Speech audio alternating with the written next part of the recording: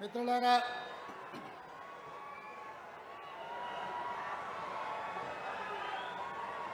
సభాధ్యక్షులు, స్థానిక శాసనసభ్యులు పాయం వెంకటేశ్వర్లు గారు, భద్రాచలం కొత్తగూడెం జిల్లా పార్టీ అధ్యక్షులు మిత్రులు పోడెం వీరయ్య గారు, ఈ కార్యక్రమంలో ముఖ్య అతిథులుగా పాల్గొన్న ఉప ముఖ్యమంత్రి మిత్రులు బట్టి విక్రమార్క గారు, కార్యక్రమంలో పాల్గొన్న ఖమ్మం జిల్లా ఇన్ఛార్జ్ మంత్రివర్యులు కోమటిరెడ్డి వెంకటరెడ్డి గారు, పెద్దలు ఉత్తమ్ కుమార్ రెడ్డి గారు, మిత్రులు శ్రీధర్ బాబు గారు, శ్రీమతి సీతక్క గారు, కొండా సురేఖ గారు, పొన్నం ప్రభాకర్ గారు, అదేవిధంగా ఏఐసిసి ఇన్ఛార్జ్ శ్రీమతి దీపాదాస్ మున్సీ గారు, ఏఐసిసి సెక్రటరీ రోహిత్ చౌదరి గారు, ఈనాటి పెళ్లి కొడుకు మిత్రులు మాజీ కేంద్ర మంత్రివర్యులు బలరాం నాయక్ గారు, వేదిక మీద ఉన్న శాసన సభ్యులు, అదేవిధంగా మంత్రివర్యులు తుమ్మల నాగేశ్వరరావు గారు, కాంగ్రెస్ పార్టీ నాయకులు, ప్రాణ సమానులైన పార్టీ కార్యకర్తలందరికీ హృదయపూర్వకంగా నమస్కారాలు, ధన్యవాదాలు. మిత్రులారా, మొట్టమొదటిసారి రాజకీయాలలో భాగంగా 2007లో ఈ ఖమ్మం జిల్లాకు రావడం జరిగింది. దాదాపుగా ఈ 18 సంవత్సరాలలో ఏ రోజు ఎప్పుడొచ్చినా, ఎట్లొచ్చినా, ఎంత కష్టాలలో వచ్చినా ఖమ్మం జిల్లా యువకులు, మా మిత్రులు వేలాది మంది వచ్చి ఇక్కడికి అండగా నిలబడి మీ గుండెల్లో పెట్టి చూసుకుంటున్నందుకు మీకందరికీ మనస్ఫూర్తిగా ధన్యవాదాలు. మిత్రులారా, నాకు మీకు రక్త సంబంధం లేకపోయినా మీ రక్తాన్ని చెమటగా మార్చి కాంగ్రెస్ పార్టీ జెండాను మీ భుజాల మీద మోసి మొన్న జరిగిన శాసనసభ ఎన్నికల్లో 10లో 9 అసెంబ్లీలు గెలిపించి ఈనాడు ఇందిరమ్మ రాజ్యం కాంగ్రెస్ ప్రభుత్వాన్ని ఖమ్మం జిల్లాలో ఉండే కార్యకర్తలు ఏర్పాటు చేసినారు.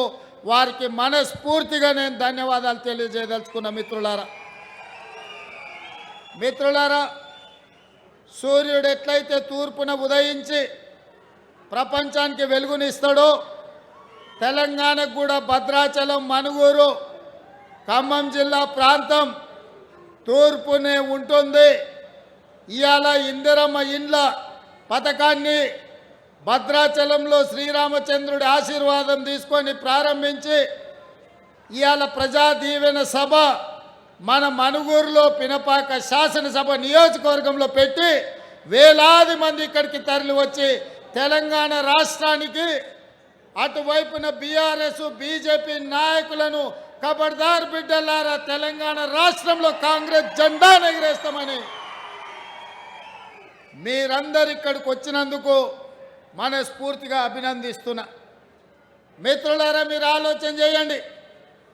ఆనాడు కష్టాలలో ఉన్నప్పుడు, కార్యకర్తల మీద అక్రమ కేసులు పెడుతున్నప్పుడు, కాంగ్రెస్ అభిమానులు జైళ్లలో మగ్గుతున్నప్పుడు, పార్టీ నాయకులు భయపడి ఇళ్లలో దాక్కున్నప్పుడు కార్యకర్తలే ధైర్యం చేసి కట్టె చేత బట్టి కాంగ్రెస్ జెండాను మోసి రాబోయే ఎన్నికల్లో కాంగ్రెస్ను అధికారంలోకి తెస్తామని కొట్లాడింది. ఇవాళ అధికారం తెచ్చింది, అధికారం నిలబెట్టింది మీరే అని చెప్పి నేను ఈ సందర్భంగా చెప్పదలుచుకున్నా.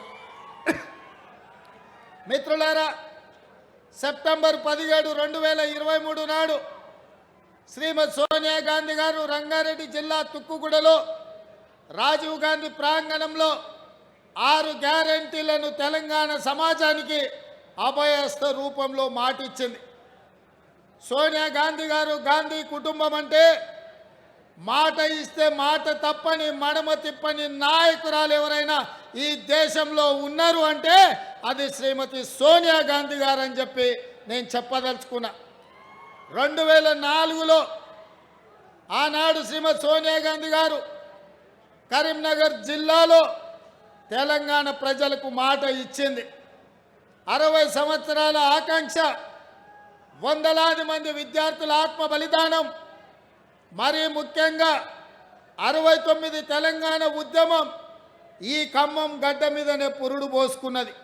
పాల్వంచలో ఒక ఉద్యోగం కోసం మొదలైన ఈ తెలంగాణ ఉద్యమం, ఖమ్మం నుంచే మొదలైన ఈ తెలంగాణ ఉద్యమం ఇవాళ తెలంగాణ రాష్ట్రాన్ని సాధించి సగర్వంగా ఇవాళ మనుగూరులో నిలబడి తెలంగాణ రాష్ట్ర ముఖ్యమంత్రిగా మాట్లాడుతుందంటే ఖమ్మం జిల్లా పోరాటం, ఖమ్మం గడ్డ మీద ఉన్న గాలి, ఈ నేల, ఈ నీరు ఆ ఉద్యమ స్ఫూర్తిని నింపి ఇవాళ తెలంగాణ రాష్ట్రాన్ని సాధించినాం. ఆ స్ఫూర్తితో మొదలైన తెలంగాణ ఉద్యమం ఇవాళ తెలంగాణ రాష్ట్రాన్ని సాధించినాం. సాధించిన తెలంగాణ రాష్ట్రంలో కల్వకుంట్ల చంద్రశేఖరరావు 2 సార్లు 10 సంవత్సరాలు ముఖ్యమంత్రి అయి దళితులకు 3 ఎకరాల భూమి ఇస్తాని, డబుల్ బెడ్రూమ్ ఇల్లు ఇస్తాని, గిరిజనులకు పోడు భూముల పట్టాలు ఇస్తాని, గిరిజనులకు 12% రిజర్వేషన్ ఇస్తాని, మైనారిటీలకు 12% రిజర్వేషన్ ఇస్తాని, ఇంటికో ఉద్యోగం ఇస్తాని ఇవాళ రకరకాల హామీలు ఇచ్చి తెలంగాణ సమాజాన్ని మోసం చేసిండు. కానీ ఖమ్మం జిల్లా ఒక గొప్ప చరిత్ర కలిగిన జిల్లా. 2014 కానీ 2018 కానీ 2023 కానీ ఏ ఎన్నికల్లో బీఆర్ఎస్ పార్టీని నమ్మలేదు, ఈ గడ్డ మీద గెలవనీయలేదు. బీఆర్ఎస్ను గడిచిన 3 ఎన్నికల్లో 100 మీటర్ల గోతి తీసి పాతి పెట్టిన జిల్లా ఏదైనా ఉందంటే ఉమ్మడి ఖమ్మం జిల్లా. ఈ జిల్లాలో ఉన్న చైతన్యం బీఆర్ఎస్ను బొంద పెట్టించింది. మిత్రులారా, ఇవాళ ఖమ్మం జిల్లా కాంగ్రెస్ పార్టీకి ఎంత ముఖ్యమో మీ జిల్లాకి ఇచ్చిన పదవులను లెక్క పెట్టండి. 9 మంది ఎమ్మెల్యేలు ఉంటే ఇవాళ బట్టి విక్రమార్క గారు ఉప ముఖ్యమంత్రి అయినరు, పొంగులేటి శ్రీనివాసరెడ్డి గారు రెవెన్యూ శాఖ, హౌసింగ్ శాఖ, ప్రచార శాఖ మంత్రి అయినరు, తుమ్మల నాగేశ్వరరావు గారు అత్యంత కీలకమైన వ్యవసాయ శాఖకు మంత్రి అయినరు. అంతెందుకు, మొన్న 2 రాజ్యసభ సీట్లుంటే 2 ఒకటి కేంద్ర మాజీ మంత్రివర్యులు శ్రీమతి రేణుకా చౌదరి గారికి కాంగ్రెస్ పార్టీ సోనియమ్మ టికెట్ ఇచ్చి మీ ఖమ్మం జిల్లాకు కాంగ్రెస్లో ప్రత్యేక ఉంది అని నిరూపించారు. అదే కాదు, మన్మోహన్ సింగ్ గారు ప్రధానమంత్రిగా ఉన్నప్పుడు, సోనియా గాంధీ గారు యూపీఏ చైర్పర్సన్ ఉన్నప్పుడు ఇటు పక్కన రేణుకా చౌదరి గారిని, ఈ పక్కన మహబూబాబాద్ పార్లమెంట్ సభ్యుడు బలరాం నాయకుడు ఒక లంబాడ బిడ్డను కేంద్ర మంత్రుల్ని ఈ జిల్లా నుంచే ఆనాడు 2 చేయడం జరిగింది. ఇవాళ ఇందిరమ్మ ఇండ్లు తెలంగాణ పేదలకు దేవాలయాలు.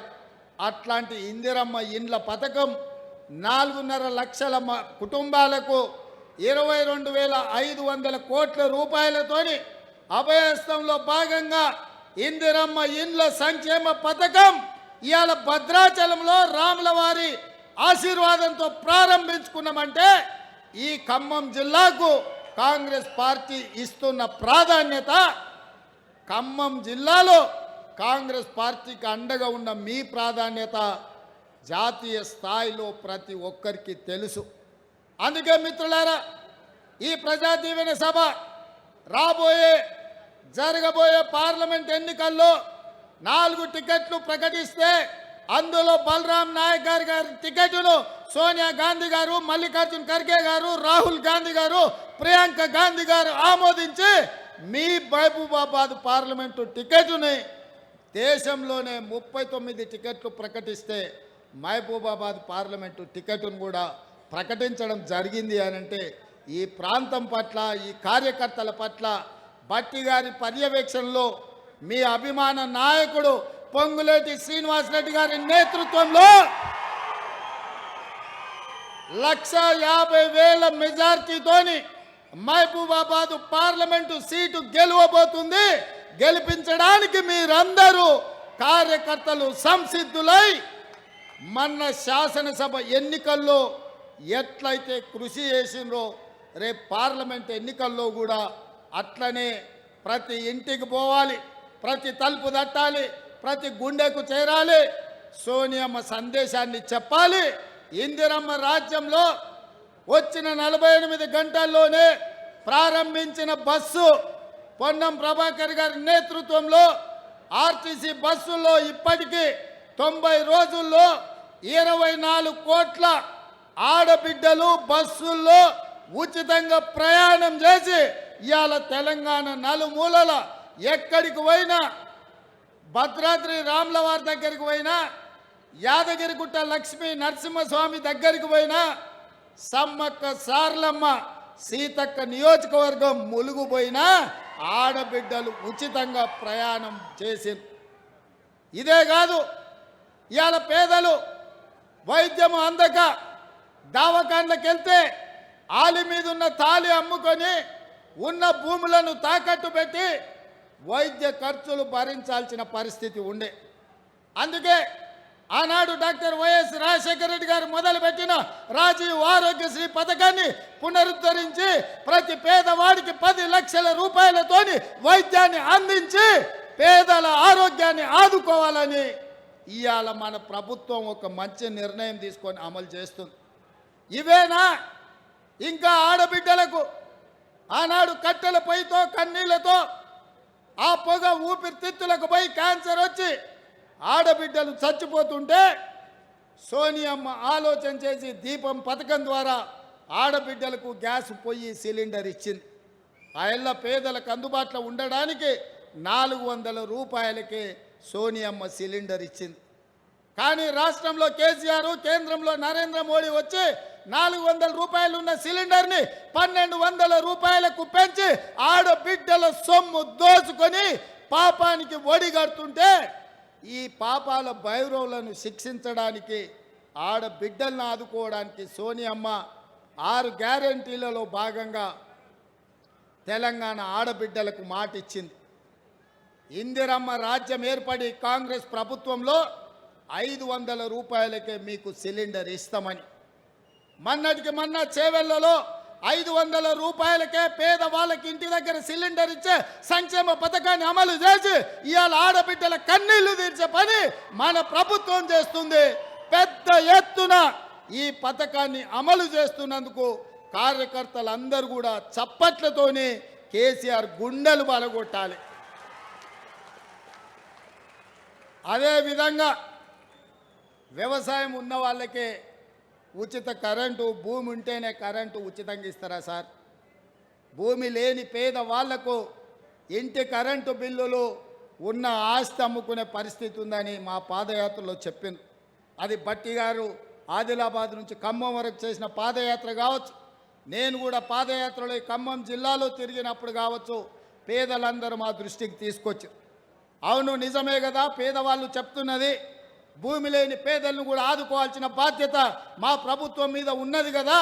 అందుకే ఇందిరమ్మ రాజ్యంలో ప్రతి పేదవాడికి మేలు జరగాలి అంటే ప్రతి తెల్ల రేషన్ కార్డు ఉన్న పేదవాడి ఇంటికి 200 యూనిట్లు ఉచిత కరెంటు ఇవ్వాలని, 0 బిల్లులు మీ ఇంటికి పంపాలని, మీ కళ్ళల్లో వెలుగులు, మీ గుండెల్లో ఆనందం చూడాలని విద్యుత్ శాఖ మంత్రిగా బట్టి విక్రమార్క గారు 0 బిల్లులు ఇచ్చి ఇవాళ పేదల ఇండ్లకు ఉచిత కరెంటు పథకాన్ని అమలు చేసిన మిత్రులారా. ఈ 4 పథకాలే కాదు, ఈరోజు మీ నాయకుడు పొంగులేటి శ్రీనివాసరెడ్డి గారి ఆధ్వర్యంలో ఉన్న గృహ నిర్మాణ శాఖలో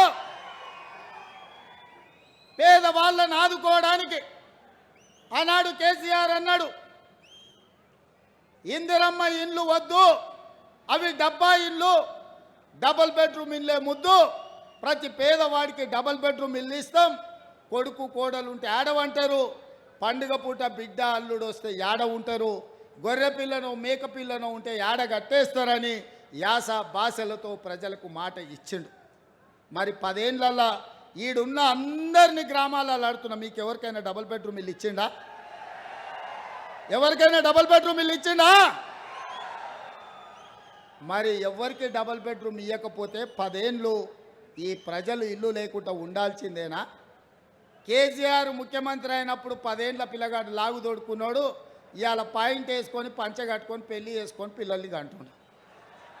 మళ్ళీ వాళ్ళకి ఇల్లు అక్కర్లేదా?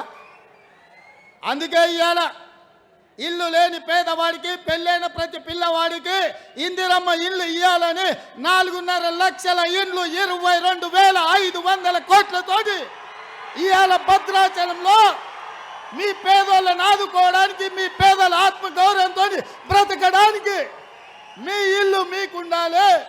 మీ ఇంటి ముందల మీరు కూర్చేసుకొని కాళ్ళ మీద కాలేసుకొని కూర్చోవాలి అని ఇవాళ ఇందిరమ్మ ఇండ్ల పథకాన్ని ఇవాళ మీ ప్రాంతంలో ఖమ్మం జిల్లాలో ప్రారంభించిన మిత్రులారా, ఇవాళ మేం మంచి చేస్తుంటే చూడబుద్ధి కాక, చూసి ఓర్వలేక రోజు శాపనార్థాలు పెడుతున్నారు. తండ్రి, కొడుకులు, మామ, అల్లుడు, అయ్యా, బిడ్డ అందరూ. నేను అడగదలుచుకున్న మిత్రులారా, ఉట్టి మీద ఉన్న పాల కోసం కింద ఉన్న పిల్లి శాపనార్థాలు పెడితే ఉట్టి తెగుతుందా? ఉట్టి తెగుతుందా?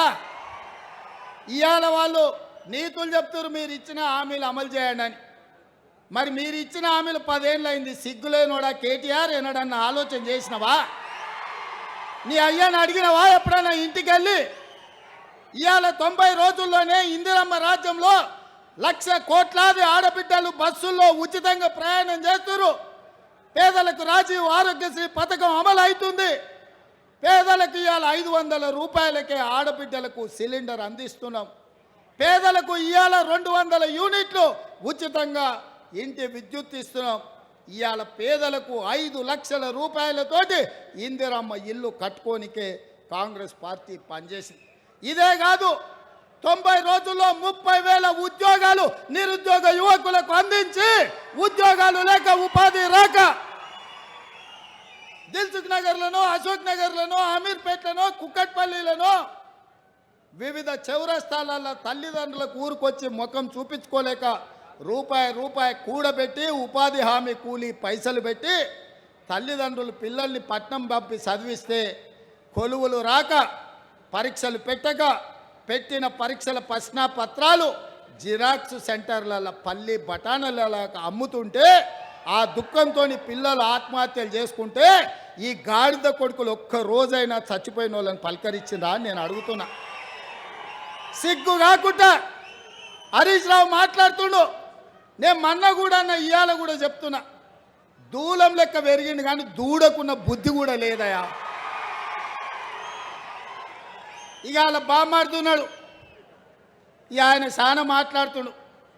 ఆ పేడమూతి బోడలింగానికి నేను చెప్పదలుచుకున్నా, అరే సన్నాసి, మీ ఇద్దరిని బిల్లారంగా అన్నాం. బీఆర్ఎస్ అంటేనే బిల్లారంగా సమితిరా, దొంగలరా, తోడు దొంగలరా మీరంతా.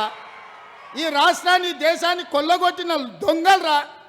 మీ అయ్యొక్క చార్లెస్ శోభారాజురా ఈ రాష్ట్రాన్ని దేశాన్ని అంతర్జాతీయ స్థాయిలో పరువు తీసి కాళేశ్వరాన్ని కూలగొట్టి మేడిగడ్డ మేడిపండై అన్నారం ఇవాళ పగిలిపోయి సుందిళ్ళ సంకనాకడానికి పోయిందిరా మీ పాపాల పుణ్యమే. ఇట్లాంటి పాపాలు చేసి ఇలా రాజీవ్ సాగర్, ఇందిరాసాగర్ ప్రాజెక్టులు మనం కడితే సీతారామ ప్రాజెక్టు, భక్తరామదాసు ప్రాజెక్టు అని పేర్లు మార్చి 1000 కోట్లు కొల్లగొట్టి ఖమ్మం జిల్లాకి ఇవాళ తాగడానికి నీళ్లు లేని పరిస్థితులు కల్పించిన దరిద్రులారా, మీరు వచ్చి మా గురించి మాట్లాడే. ఇక మీ జిల్లాల వాళ్ళకు చపరాశి ఉన్నాడు, ఒంటికన్ను శివరాసన్. ఒంటికన్ను శివరాసన్ ఎవరో తెలుసు కదా మీ జిల్లాల.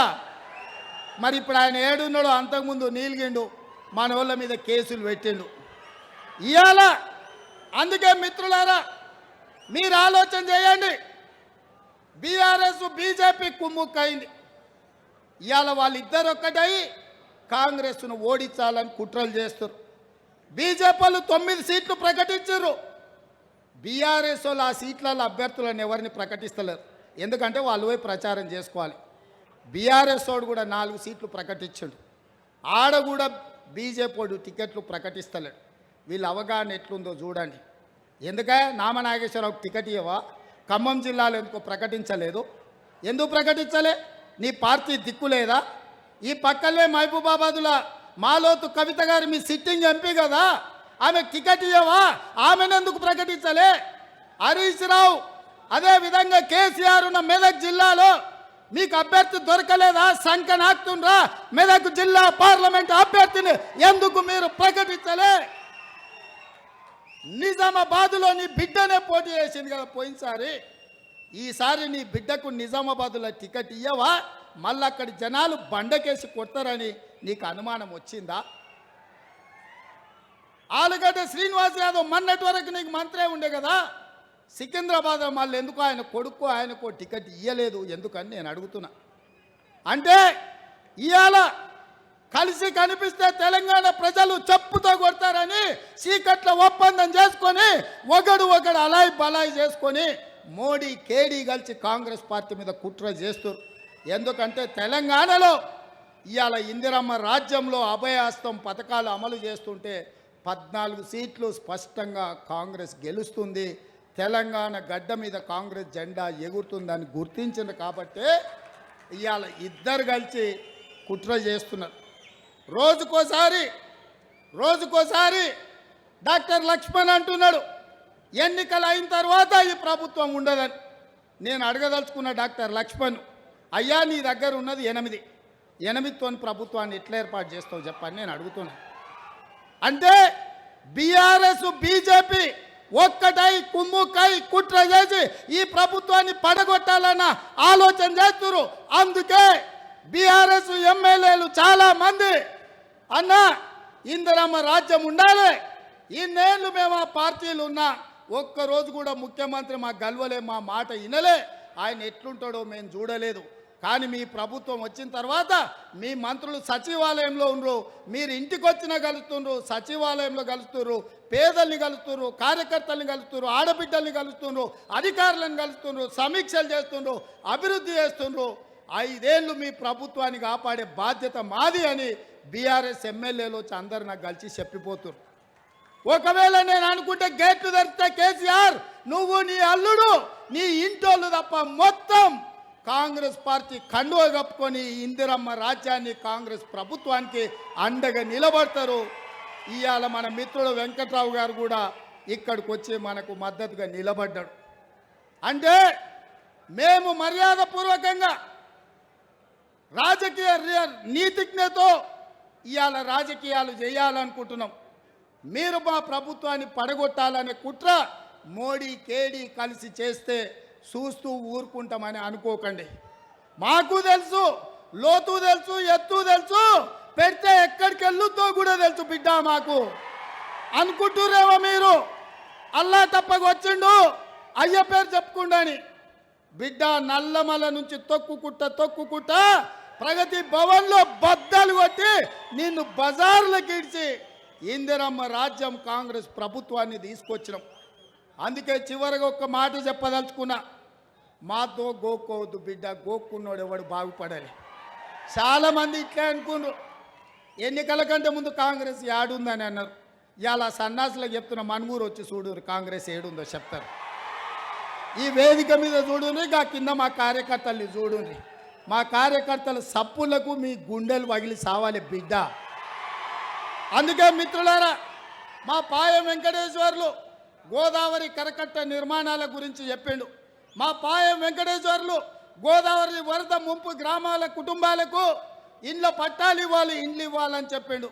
సీతారామ ప్రాజెక్టుకు సంబంధించి ఇంకా కొంత అభివృద్ధి చేయాలని చెప్పిండు. అదేవిధంగా పులుసుబంత ప్రాజెక్టు నిర్మాణం చేపట్టాలని చెప్పిండు. పోడు భూముల పట్టాలు ఇవ్వాలని చెప్పిండు. ఇంకా చాలా విషయాలు మా మిత్రుడు పాయం వెంకటేశ్వర్లు తీసుకొచ్చిండు.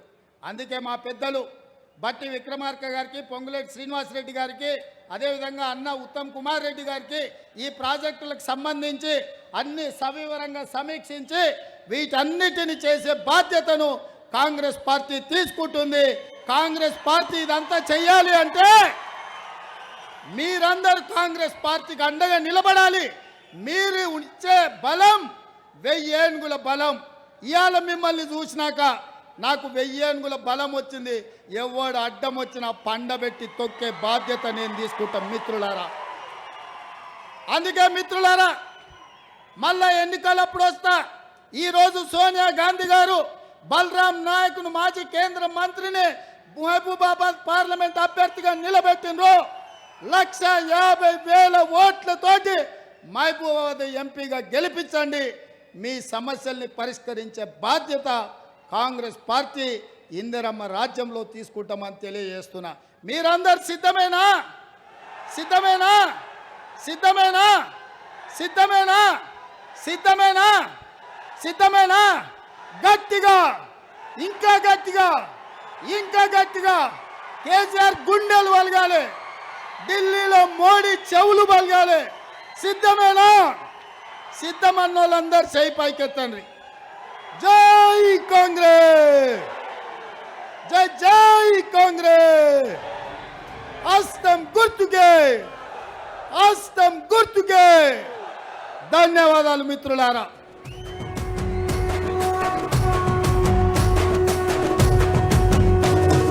మూడు రంగుల జెండా బట్టి సింగమోలే కదిలినాడు ఒక్కరో కాంగ్రెస్ సూర్యుడు.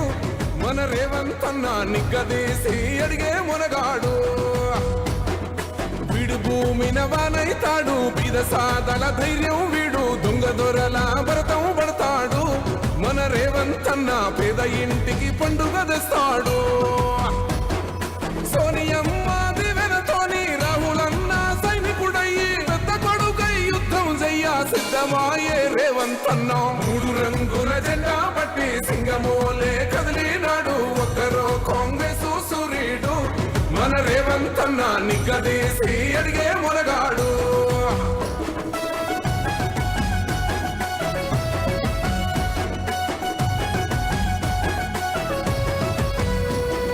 దడులెన్ని జరిగిన గాని దడువలేదు రేవంత్ అన్న, గంతకంత ఎత్తుకు ఎదిగాడు.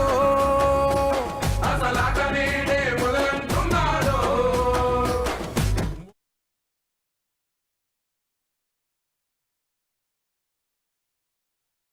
దూలం లెక్క పెరిగింది కానీ దూడకున్న బుద్ధి కూడా లేదయా. ఇక అలా బామాడుతున్నాడు. ఇక ఆయన చాలా మాట్లాడుతున్నాడు. ఆ పేడమూతి బోడలింగానికి నేను చెప్పదలుచుకున్నా, అరే సన్నాసి, మీ ఇద్దరిని బిల్లారంగా అన్నాం. బీఆర్ఎస్ అంటేనే బిల్లారంగా సమితిరా, దొంగలరా, తోడు దొంగలరా మీరంతా. ఈ రాష్ట్రాన్ని దేశాన్ని కొల్లగొట్టిన దొంగలరా. మీ అయ్య ఒక చార్లెస్ శోభారాజురా. ఈ రాష్ట్రాన్ని దేశాన్ని అంతర్జాతీయ స్థాయిలో పరువు తీసి కాళేశ్వరాన్ని కూలగొట్టి మేడిగడ్డ మేడిపండై అన్నారం ఇవాళ పగిలిపోయి సుందిళ్ళ సంకనాకడానికి పోయిందిరా. మీ పాపాల పణ్యమే. ఖమ్మం జిల్లాలో ఎందుకో ప్రకటించలేదు? ఎందుకు ప్రకటించలే? నీ పార్టీ దిక్కు లేదా? ఈ పక్కలే మహబూబాబాదుల మాలోతు కవిత గారు మీ సిట్టింగ్ ఎంపీ కదా, ఆమె టికెట్ ఇవ్వవా? ఆమెనెందుకు ప్రకటించలే? హరీష్ రావు అదేవిధంగా కేసీఆర్ ఉన్న మెదక్ జిల్లాలో మీకు అభ్యర్థి దొరకలేదా? సంఖ్య నాకుతుండ్రా. మెదక్ జిల్లా పార్లమెంట్ అభ్యర్థిని ఎందుకు మీరు ప్రకటించలే? నిజామాబాదులో నీ బిడ్డనే పోటీ చేసింది కదా పోయినసారి. ఈసారి నీ బిడ్డకు నిజామాబాదులో టికెట్ ఇయ్యవా? మళ్ళీ అక్కడి జనాలు బండకేసి కొడతారని నీకు అనుమానం వచ్చిందా?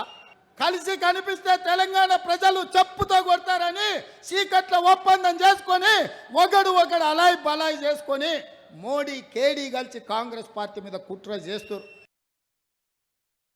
అందుకే బీఆర్ఎస్ ఎమ్మెల్యేలు చాలా మంది అన్న ఇందిరమ్మ రాజ్యం ఉండాలి, ఇన్నేళ్ళు మేము ఆ పార్టీలు ఉన్నా ఒక్కరోజు కూడా ముఖ్యమంత్రి మా గల్వలే, మా మాట వినలే, ఆయన ఎట్లుంటాడో మేము చూడలేదు. కానీ మీ ప్రభుత్వం వచ్చిన తర్వాత మీ మంత్రులు సచివాలయంలో ఉండరు, మీరు ఇంటికి వచ్చినా కలుస్తుండ్రు, సచివాలయంలో కలుస్తున్నారు, పేదల్ని కలుస్తున్నారు, కార్యకర్తల్ని కలుస్తున్నారు, ఆడబిడ్డల్ని కలుస్తుండ్రు, అధికారులను కలుస్తుండ్రు, సమీక్షలు చేస్తుండ్రు, అభివృద్ధి చేస్తుండ్రు. 5 ఏళ్ళు మీ ప్రభుత్వాన్ని కాపాడే బాధ్యత మాది అని బీఆర్ఎస్ ఎమ్మెల్యేలు వచ్చి అందరు నాకు కలిసి చెప్పిపోతున్నారు. ఒకవేళ నేను అనుకుంటే గేట్లు తెరిస్తే కేసీఆర్ నువ్వు నీ అల్లుడు నీ ఇంటోళ్ళు తప్ప మొత్తం కాంగ్రెస్ పార్టీ కండువ కప్పుకొని ఇందిరమ్మ రాజ్యాన్ని కాంగ్రెస్ ప్రభుత్వానికి అండగా నిలబడతారు. మీరు మా ప్రభుత్వాన్ని పడగొట్టాలనే కుట్ర మోడీ కేడీ కలిసి చేస్తే చూస్తూ ఊరుకుంటామని అనుకోకండి. మాకు తెలుసు లోతు తెలుసు, ఎత్తు తెలుసు, పెడితే ఎక్కడికి వెళ్ళుతో కూడా తెలుసు బిడ్డ మాకు అనుకుంటురేమో మీరు. అల్లా తప్పక వచ్చిండు అయ్య పేరు చెప్పుకుండాని. బిడ్డ నల్లమల నుంచి తొక్కుకుంట ప్రగతి భవన్లో బద్దలు కొట్టి నిన్ను బజార్లకు ఇడిచి ఇందిరమ్మ రాజ్యం కాంగ్రెస్ ప్రభుత్వాన్ని తీసుకొచ్చినాం. అందుకే చివరిగా ఒక్క మాట చెప్పదలుచుకున్నా, మాతో గోక్కోవద్దు బిడ్డ, గోక్కున్నోడు ఎవడు బాగు